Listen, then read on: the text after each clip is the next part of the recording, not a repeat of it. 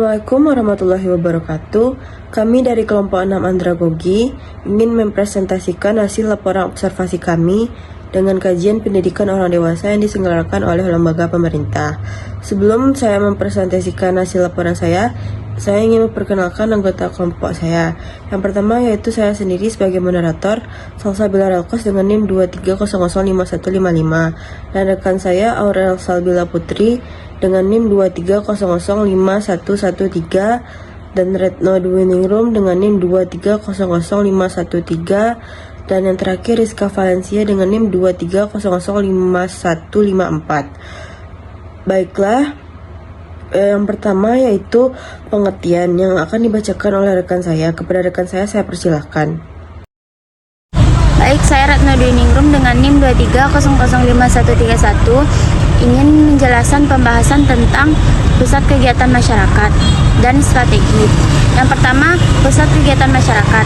Pusat kegiatan belajar masyarakat pada dasarnya merupakan tempat di mana orang-orang atau masyarakat dapat mengikuti program kegiatan belajar.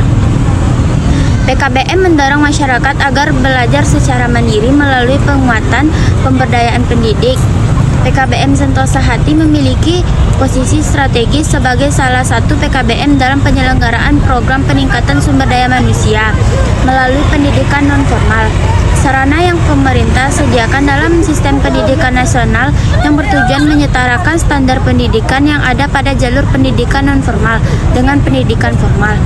Pendidikan pemerataan terdiri dari paket A, paket B, paket C, dan pendidikan lainnya yang ditujukan guna pembinaan kemampuan peserta didik.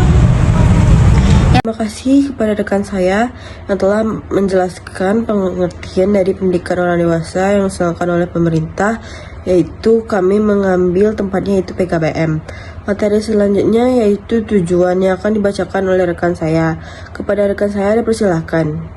Baik, terima kasih kepada Salsa. Saya akan menjelaskan tujuan. Yang pertama, meningkatkan pelayanan kepada warga belajar agar tumbuh dan berkembang.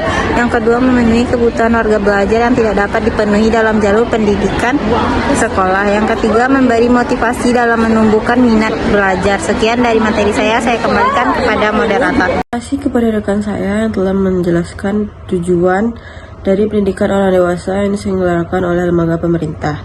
Materi selanjutnya yaitu sumber belajar yang akan dijelaskan oleh rekan saya. Kepada rekan saya persilahkan. Selanjutnya saya akan menjelaskan tentang sumber belajar Sentosa Hati. Yang pertama, pesan. Pesan merupakan suatu informasi dalam bentuk ide, data, dan fakta yang akan disampaikan. Contoh ilmu pengetahuan sosial. Yang kedua, manusia. Seorang yang mempunyai kemampuan sebagai pengolah dan penyampaian pesan. Contoh guru dan tutor. Yang ketiga, media. Suatu benda atau aplikasi yang memiliki pesan untuk disampaikan. Contohnya film. Yang keempat, teknik.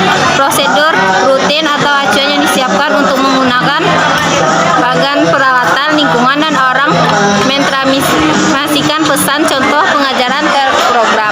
Yang keenam, kurikulum 13.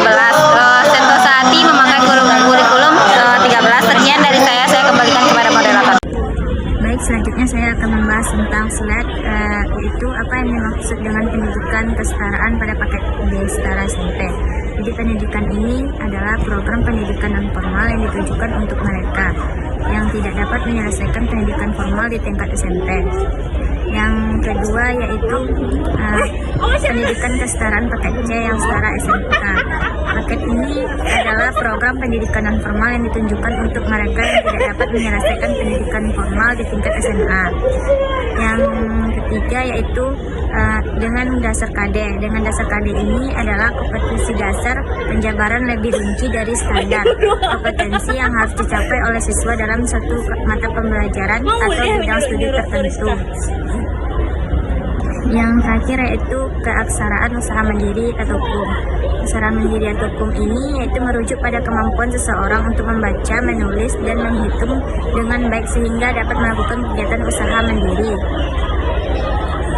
Baik, sampai di situ pembahasan saya kembalikan kepada moderator. Yang selanjutnya strategi khusus meningkatkan dalam belajar di PKBM. Yang pertama, dukungan dari masyarakat dalam berbagai bentuk. 2. Keterlibatan masyarakat dalam pengambilan keputusan. 3. Kemitraan di mana warga masyarakat ikut menjalin hubungan yang sejajar dengan pengelolaan program. Yang keempat, kepemilikan di mana warga masyarakat ikut mengendalikan semuanya. Baik, saya akan membahas tentang pendekatan pamong belajar. Pamong belajar ini merupakan salah satu komponen manusiawi dalam proses belajar mengajar, yaitu ikut berperan dalam suatu usaha pembentukan sumber daya manusia yang berpotensial di bidang pendidikan. M ini dapat mencakup berbagai strategi seperti penggunaan metode pembelajaran yang interaktif, pendekatan personalisasi untuk memahami sebuah kebutuhan setiap peserta didik, dan penerapan pendekatan yang kontekstual yang sesuai dengan lingkungan belajar mereka. Baik, sampai di sini pembahasan materi saya kembalikan kepada moderator. Terima kasih kepada rekan saya yang telah menjelaskan materi pendekatan pada pamong belajar. Segitu saja hasil laporan observasi kami. Dapat disimpulkan PKBM ini adalah pusat kegiatan belajar masyarakat. PKBM ini adalah lembaga yang menyelenggarakan pendidikan non-formal bagi orang dewasa. Kesimpulannya yaitu program PKBM yang diselenggarakan oleh lembaga pemerintah memberikan kesempatan bagi orang dewasa untuk memperoleh pendidikan yang sesuai dengan kebutuhan mereka, meningkatkan keterampilan, dan membuka peluang akses pendidikan bagi mereka yang sebelumnya tidak memiliki kesempatan untuk belajar. Mungkin sekian saja kesimpulan yang saya dapatkan. Mohon maaf jika ada kata yang salah atau materi yang kurang dimengerti. Saya dan rekan-rekan saya mohon maaf. Wabillahi taufiq wal hidayah. Assalamualaikum warahmatullahi wabarakatuh.